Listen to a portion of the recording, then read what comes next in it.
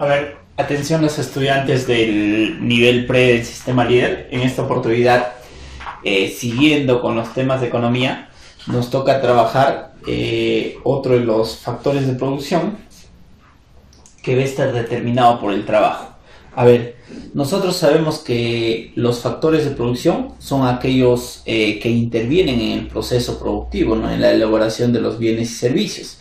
Dentro de ello nosotros sabemos que se encuentran los factores clásicos. Les determinamos los factores clásicos porque siempre están en este proceso de producción, ¿no? De los cuales son la naturaleza, de los cuales son el trabajo y el capital, ¿no? La anterior semana hemos podido visualizar el factor clásico pasivo, que viene a ser específicamente la naturaleza. Para esta oportunidad nos toca trabajar el factor clásico activo, que es el trabajo. Y obviamente el trabajo es generado únicamente por el hombre, ¿no? ¿Para qué? Para que pueda satisfacer sus necesidades. Nosotros sabemos que dentro de nuestro Perú existen distintos tipos de trabajo, ¿no? Distintas actividades económicas en lo cual el hombre realiza para poder satisfacer sus necesidades específicamente. Por otra parte, vamos a ver dentro de ello que a este trabajo, a este factor activo de los factores de producción, se le tiene que retribuir por su esfuerzo que realice en este proceso de producción, ¿no? Para lo cual vamos a ver de igual manera. Y por otra parte miraremos específicamente los conflictos laborales que ocurren dentro de nuestro país y en el mundo entero. Vamos. Primera característica. ¿Qué nos dice que es el trabajo? A ver, jovencitos. Nos dice que el trabajo es un conjunto de aptitudes físicas y mentales propias solamente, como ya te hacía mención, del hombre, que le permite intervenir en la actividad económica y poder generar un nuevo valor expresado en lo que son los bienes y servicios. El trabajo va a intervenir en la transformación, en la elaboración de los bienes y servicios, ¿no? En la transformación de la materia prima para que se pueda elaborar de los bienes intermedios en los bienes finales. Entonces se entienda que esta actividad propia del hombre, que a lo largo de la historia se ha ido perfeccionando, se denomina el trabajo, ¿no? Todos nosotros nos dedicamos a alguna actividad económica, ¿no? Siempre y cuando nos encontramos en lo que es la población en edad de trabajar, ¿no? Cada uno de nosotros vamos a ver estas características. En nuestro país se da específicamente, ya les dije, en los distintos sectores económicos se generaliza el trabajo, ¿no? Podría ser el trabajo de un docente, como podría ser el trabajo de repente de un albañil, o qué sé yo, del presidente de la república, ¿no? Cada uno en su respectivo rubro. Entonces ya sabemos específicamente que es un conjunto de aptitudes físicas y mentales que son propias del hombre y que le va a permitir específicamente realizar esa actividad que desempeña, ¿no? Listo.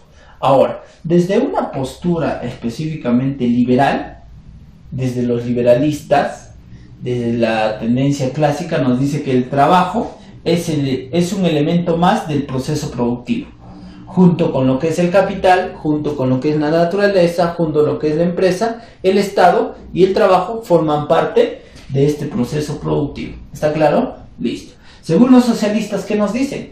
Es el aspecto principal del obrero. Acá nos dice, es el aspecto principal del obrero capaz de generar valor actual sobre los medios de producción.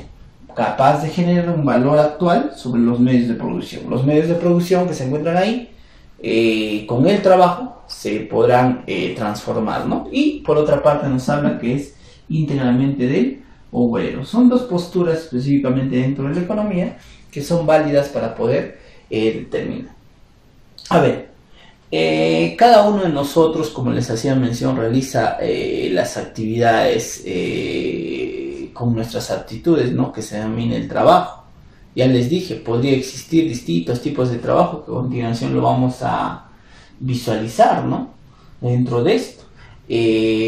Podría ser de repente que en un trabajo se emplee en mayor cantidad los conocimientos, lo que es la parte mental, ¿no? y en otros de repente la parte física, la fuerza, ¿no? Cómo se determina.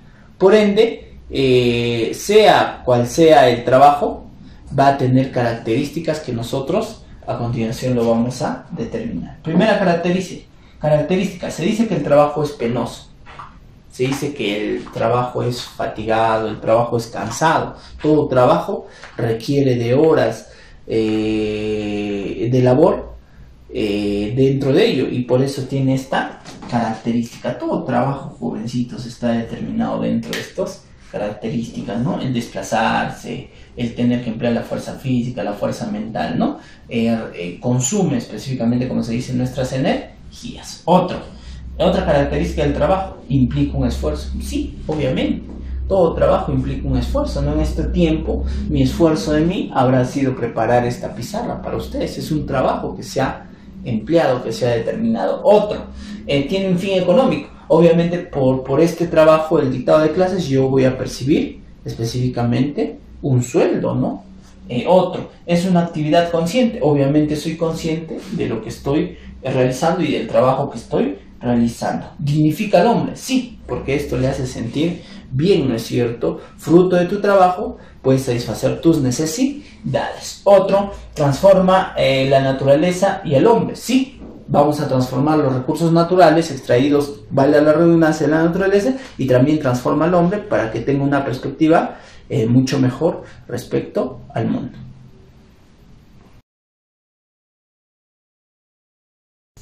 Vamos, seguimos. Entonces, como hemos podido visualizar, el trabajo tiene característica, ¿no? Una de las características que hacía mención, que dignifica al hombre. ¿Qué es lo que le hace distinto de repente al robar, ¿no? Porque hacen de repente estas preguntas, ¿no? El robar no dignifica al hombre, por ende no sería un trabajo, ¿no? Listo. Vamos con otras características dentro de la teoría del trabajo. Tengamos en cuenta, dentro de las clases de trabajo, como ya les dije, podrán ser, existe una clasificación que va a estar determinada específicamente por algunos criterios. Ítem número 1 nos dice, según la predominancia de la aptitud.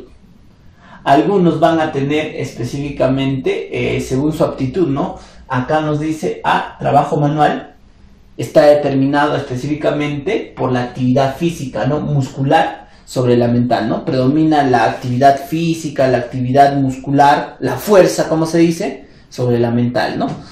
Podríamos ver esto específicamente de repente en las personas, los estibadores, las personas que se dedican a transportar los productos dentro de los mercados. Es un ejemplo, ¿no?, más claro a ello. Y distintas actividades que podríamos visualizar dentro de ello, ¿no?, en el ámbito de la construcción, etcétera, etcétera. Ese es el trabajo manual. B, el trabajo intelectual. Es el trabajo específicamente llamado también mental, psíquico o cerebral, donde se impone la parte cerebral, la parte mental sobre la parte muscular, ¿no? Aquellas personas que tienen que específicamente determinar sus conocimientos sobre ello, ¿no? Un claro ejemplo vendría a ser las personas de repente que se abocan específicamente a lo que es la red de sistemas, ¿no? Las computadoras, el internet, es un ejemplo de visualizar el trabajo intelectual, ¿no es cierto? Tienen que estar sentados ahí determinando los distintos programas que se tienen que crear. Los docentes de igual manera, ¿no?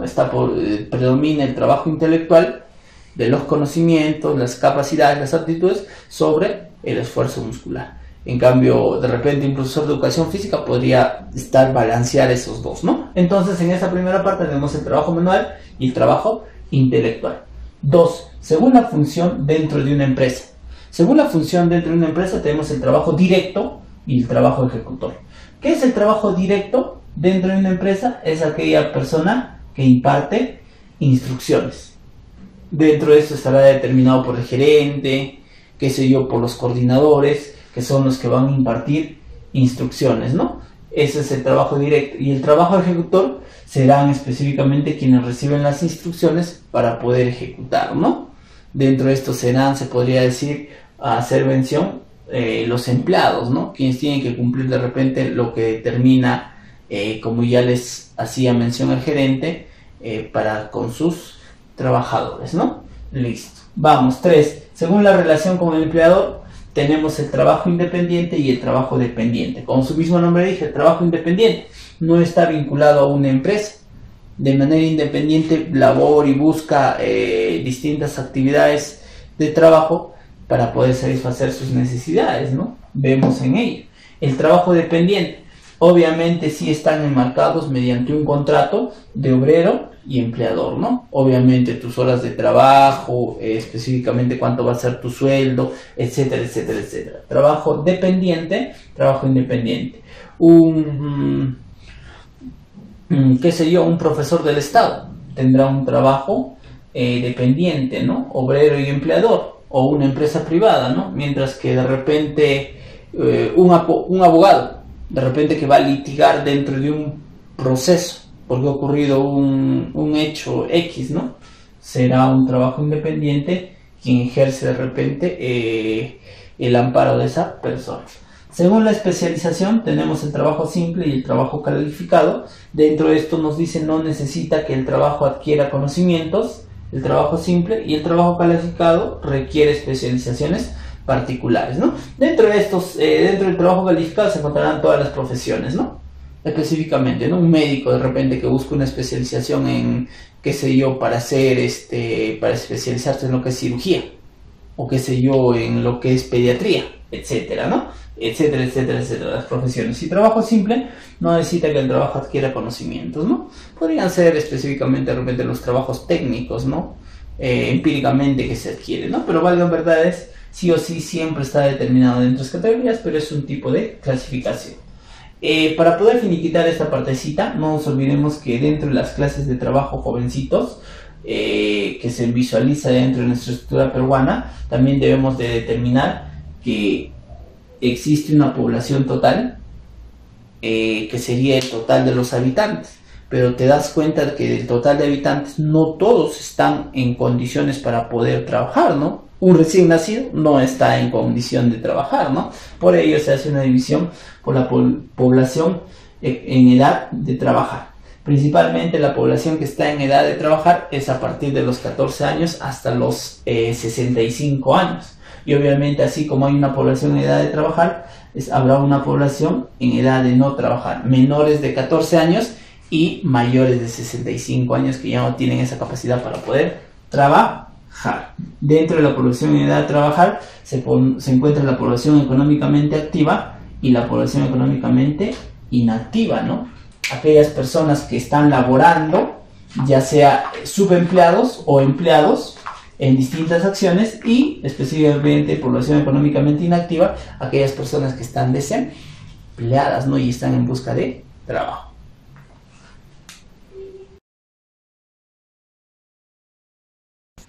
Ya, entonces, como hemos visto, existe una relación dentro de nuestro país y en los demás países de lo que es el empleado y el empleador, ¿no? Aquella persona que contrata a los trabajadores para que puedan desempeñar sus actividades de repente en su empresa, ¿no? De igual manera el Estado cumple esta función, ¿no? El Estado como el empleador y sus trabajadores los empleados, ¿no? Bueno, tengamos en cuenta esta categoría. Ahora, dentro del ámbito del sistema laboral, vamos a ver específicamente que existen los conflictos laborales. Estos conflictos laborales específicamente ocurren entre los trabajadores y los empleadores, ¿no? ¿Por qué? Específicamente porque no se respetan los derechos laborales, ¿no? De repente que se han pactado. Hay una inconformidad por alguna de las partes. En su mayoría, la inconformidad va a ser por parte de los trabajadores. Y obviamente, en aras de que se respete sus derechos fundamentales, dentro de ellos sus derechos laborales, hagan cumplir lo que se estipule. Por ende, se habla de los conflictos laborales.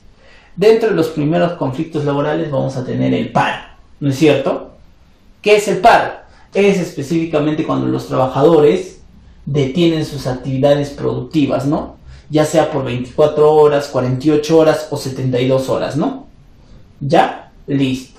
Pero esto lo hacen por este plazo que les estoy indicando, por estas horas que les estoy haciendo mención, ¿no? Una vez culminado esto, los trabajadores no se limitan a dejar de trabajar, ¿no? Vuelven a sus actividades. ¿Ya? Esto es a lo que se llama el paro. Listo. 2. La huelga.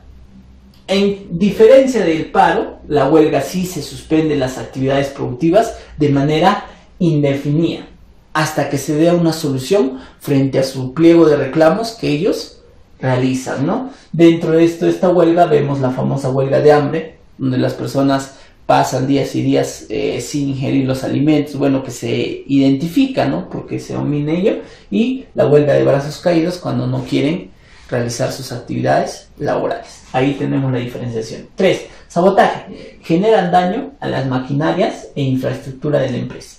El sabotaje es un tipo de conflicto laboral donde los trabajadores van a causar malestar dentro de la empresa donde laboran, ¿no? Dañando específicamente las maquinarias que se ha visto o la infraestructura de las empresas, ¿no? Se mira específicamente este conflicto, ¿no? Dentro de ello, ¿no? Se puede dañar la infraestructura, ¿no? Los vidrios, qué sé yo, las puertas, etc.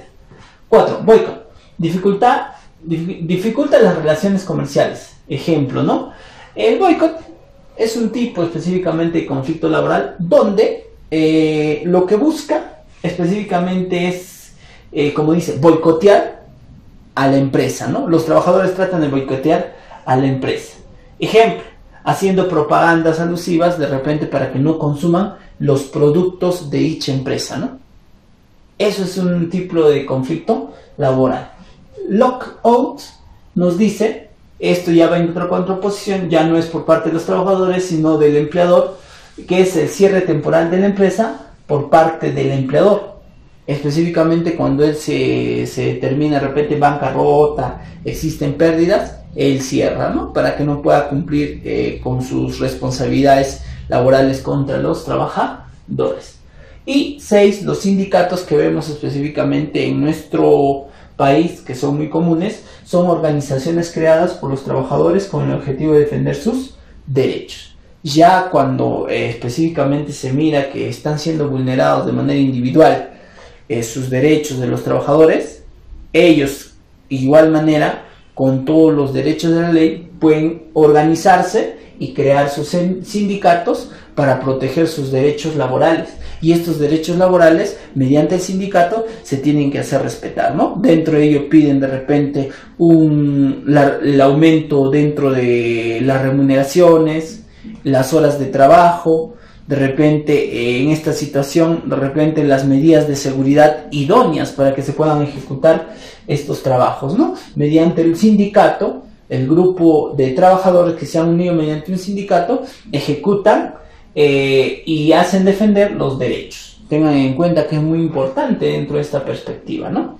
Listo. Para poder finiquitar ya esta parte, vamos a ver que les hacía mención que el trabajo se le tiene que retribuir, al igual que los demás factores de producción. ¿Cómo se le retribuye específicamente dentro del trabajo? De acuerdo a la actividad que realiza. Se le paga jornal, específicamente es la retribución a los obreros, ¿no? Se le paga jornal específicamente por el día de trabajo que realizan las personas, ¿no? Esto se visualiza acá dentro de nuestra coyuntura. De repente hay personas que van a trabajar a las chacras, donde se dedican a extraer, qué sé yo, a extraer papa, choclo, y por día se les paga su retribución, ¿no? Se le paga específicamente su jornal, específicamente a los obreros. 2. Sueldo. Perciben los empleados del sector público y sector privado. Obviamente ya cuando tú te encuentras formalizado en una empresa, mensualmente se te genera un sueldo, ¿no? O quincenalmente. En el sector público y el sector privado, ¿no? Un profesor que desempeña dentro del sector público, cada fin de mes percibirá específicamente su sueldo, ¿no? Seguimos. C. Honorarios. Es el pago que se le hace a los servicios profesionales.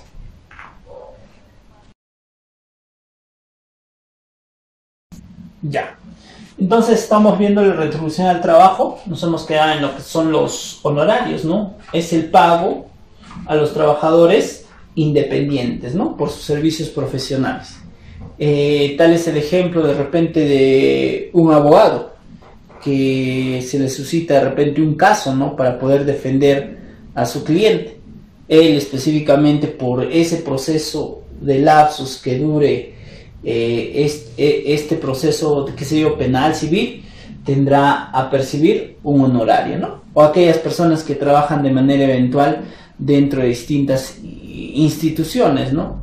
De repente, qué sé yo, un electricista que va a reparar por un periodo de tiempo, qué sé yo, todo el cableado de, qué sé yo, de una institución, percibirá específicamente honorarios. Emolumentos es el pago que se realiza a los altos funcionarios, presidente de la República, congresistas, ministros, ¿no? Su emolumento. ¿Por qué se llama emolumento? Porque los pagos dentro de estos son altos, ¿no? Comparado al pago de la población, se podría hacer mención común y corriente. Listo. Por otra parte, la dieta, la remuneración percibida por cada reunión, ¿no? Dentro de esta dieta, por cada reunión percibida se le paga, ¿no? A los funcionarios, dentro de esto a los alcaldes, dentro de esto a los regidores, a las personas que trabajan en el Banco Central de Reserva del Perú, etc. ¿Ya? Muy bien, estamos culminando, nos vamos a ir a las preguntas. Número 1, ¿es una consecuencia de la división del trabajo? Ustedes saben, cuando existe la división del trabajo existe la famosa especialización, y cuando existe la especialización esto va a generar el aumento de la producción. Entonces sería la de incremento de la productividad. 3. La productividad marginal del trabajo se forma de manera creciente cuando se mantienen constantes los otros factores y se incrementa el número de trabajadores, ¿no? Hemos visto a corto plazo lo que se busca específicamente es que se incremente la productividad. A corto plazo lo que vamos a buscar es que si tenemos un trabajo esporádico, se aumente el número de trabajadores para producir en ese tiempo determinado, ¿no? Por ende la clave será la 5. Respecto a los desempleados, señala el incorrecto. Obviamente los desempleados, vamos a determinar, no forman parte de la población económicamente activa, estarían dentro de la población económicamente inactiva. La D. 7. Es aquel trabajo que consiste en orientar, organizar y administrar. Cuando hablamos específicamente es aquel trabajo que consiste en orientar, organizar, ese es el trabajo ejecutor. 9. Los salarios tienden a reducir a medida que aumenta el desempleo. A medida que aumenta específicamente el desempleo, las empresas tienden a pagar el sueldo que se les antoje, ¿no? Porque hay mucha... se podría decir, hay mucha oferta laboral, muchas personas específicamente buscan trabajo y por ende aumenta el desempleo, ¿no? Los salarios tienen a reducir a medida que aumenta el desempleo. Vamos a la autoevaluación. El trabajo predominante en el modo de producción feudal fue el asalariado, ¿no? Nosotros sabemos que en el modo feudal simplemente se le tenía que retribuir a lo que es el señor feudal, ¿no? Tengan en cuenta. La 3. Es aquel salario pagado en función al número de unidades producidas. Hemos visto, ¿no? De acuerdo a tu trabajo por día, a esto se llama el salario a destajo. 5. Según nuestra legislación laboral, los trabajadores pueden cotizar una parte de su salario a las instituciones como las AFPs cuando se jubilen, perciben una pensión de jubilación, ya sea las AFPs, que hoy en día está en discusión sobre la devolución e inclusive a que desaparezcan, y la ONP, ¿no? Por ende la clave será la C, la AFP. 7. En una economía de libre mercado, el valor de salario lo fija el mercado, ¿no?